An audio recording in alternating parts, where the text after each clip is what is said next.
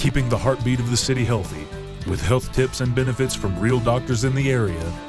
This is Health Help. Brought to you by the Sullivan County Public Health Department.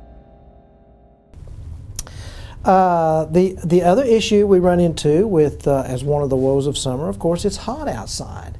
And one of the dangers, particularly with elderly, those on a lot of medications, diabetics, those who have impaired thermal regulatory systems, of course, is heat exposure. And the first thing we run into is dehydration. Dehydration is a condition where you just don't have enough water, and you can also lose a lot of salt because it takes salt to secrete sweat. So it's very important that people work on getting a lot more fluids. Gatorade is a good rehydration fluid. Certainly maintaining the water. As we get football practices started back in the heat of summer, of course, you have to watch for dehydration and leg cramps just from the lack of salt. Now, as we progress down the table of heat exposure, we run into what's called heat exhaustion. And heat exhaustion is you're not really hyperthermic, but due to the heat and loss of body fluids, loss of salt, then your body loses its ability to compensate and you get severe leg cramps, nausea, vomiting. I feel absolutely horrible.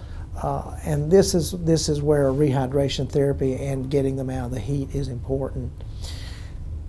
Going on down a little further and a little more serious, then we look at heat stroke.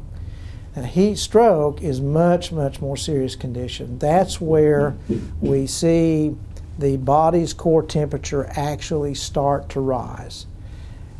And it can rise to very dangerous levels, 105, 106, 107. At that point, you're literally frying your brain. That is a medical emergency that you must get this core temperature down. So when you see this happening, they're usually red, hot, and dry, and they become delirious and unconscious. At that point, if the intervention is not taken on rapidly, then they die. Intervention is usually with rapid cooling. The best way to cool them, of course, is expose them to cooling fluids on their skin. The best place to put ice packs are around the neck, groin, and the armpits where the big vessels flow. And you want to get that core temperature down as quickly as possible. It is a medical emergency. They do need to be transported to the hospital.